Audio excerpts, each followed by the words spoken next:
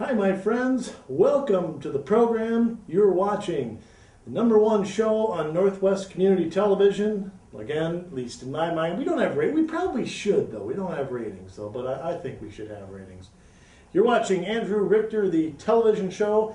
So glad you could join us, my friends. It is a hot day outside here at my house, folks. It is hot. And you know what goes well when it's hot, folks? Some old swill right here. I got my adult beverage. Got a little Pabst Blue Ribbon beer here.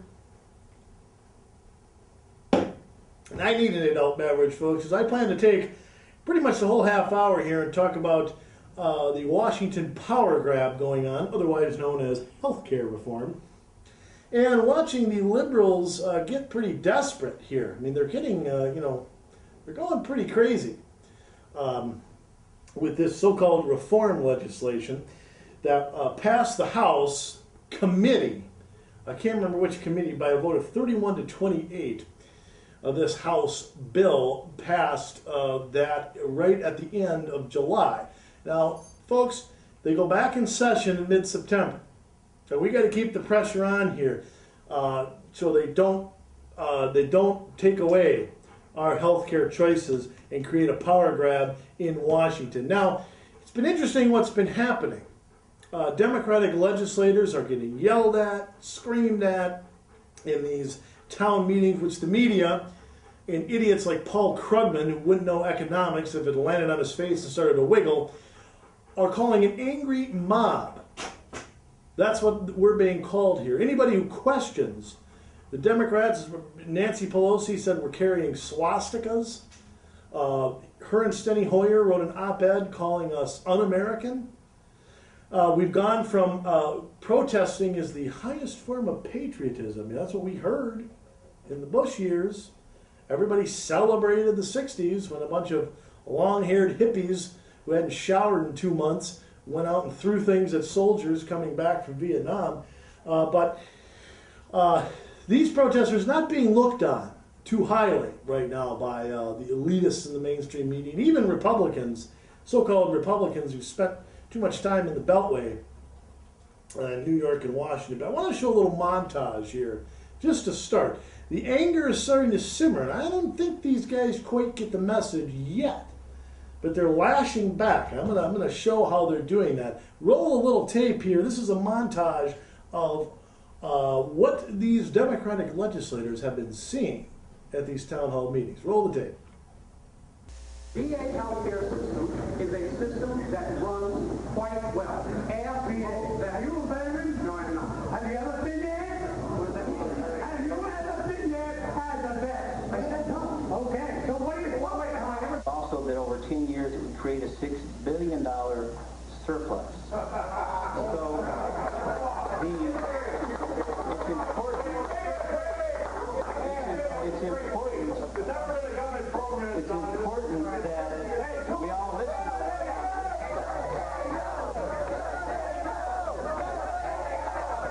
We do not support a single-payer system. We're not interested in a single-payer system. We're not interested in expanding Medicare to the best profit. We don't support a single-payer system. But that's what Obama was. So, no, it's not what President Obama. Yes, it is.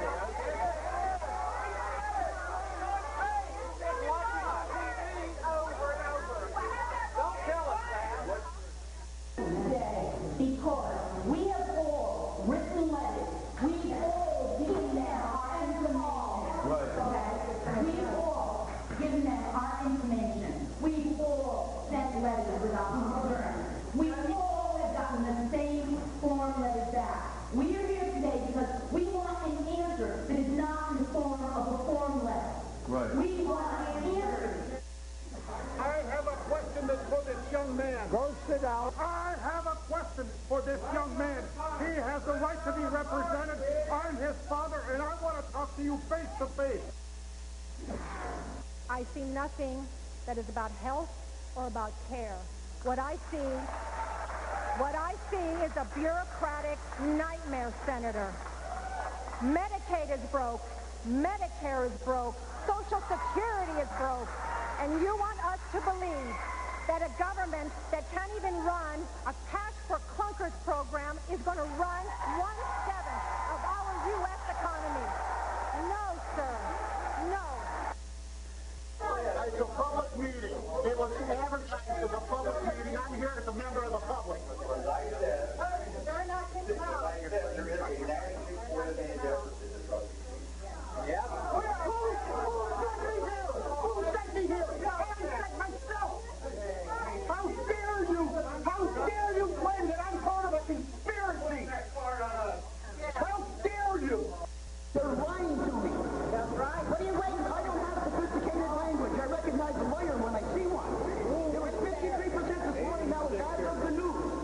I didn't say it wasn't what you're We said saying. it was the same as the Bush I said it hasn't changed.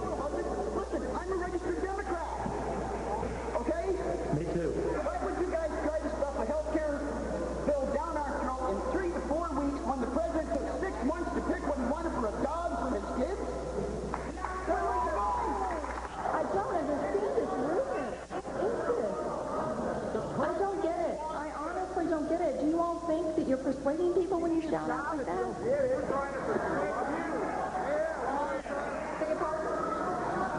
You don't trust me?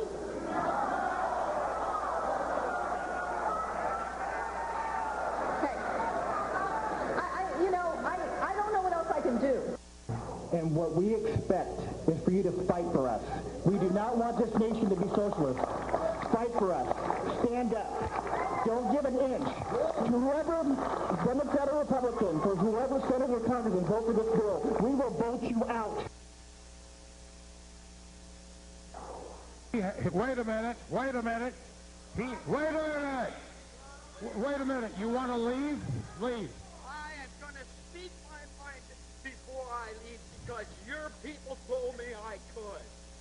I will vote adamantly against the issues in my district if I actually think what I'm doing is going to help.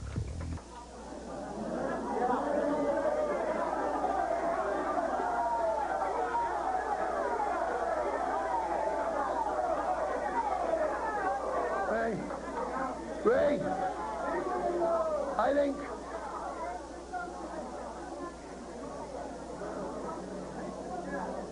let him worry about it. I've just asked the chairman. I've asked the chairman to ignore the disruptions. I'm just curious. Do you really think that's thoughtful conversation? Do you really think that advances your argument? I mean, I thought you were thoughtful people here to have a conversation. I guess I don't understand. Is it because you don't like what I'm saying? You don't want me to say it? Or what's the matter with you all? I don't understand your mentality. What do you think you'll accomplish by yelling? What? Okay, so that's a little montage there of, of what these guys have been up against here. Some angry, angry people, not happy with these people. And it's funny, once these guys, I wonder what they think when they're in Washington and then they go back home. I wonder, it's amazing the disconnect out there. But the Democrats are upset. And I have a theory on why. Yeah, I just mentioned how the media is not covering these protesters like they normally would. And I have a theory here. What's going on is Democrats are not used to this. They're not used. I mean, I'm used to being called names all the time. And Republicans, they're used to this. They're used to having, blood thrown on them by those Code Pink babes. They're used to getting being called, they're upfronts for corporate America. They're neocons. They're conquering the world. They're the New World Order. I mean, they're used to this. And what we've had to do on the right is come up with intellectual responses to oppose the Democrats' emotion coming out. And when the shoe's on the other foot, the Democrats don't know how to react. They're not used to this. They're not used to anybody questioning their motives. They're not used to anybody, usually it's the Democrats. They're so wonderful. They're so caring with other people's money. They just, all they want is what's best for the children. And that's how they're used to being treated. And I think what's going on is they don't know how to respond to that.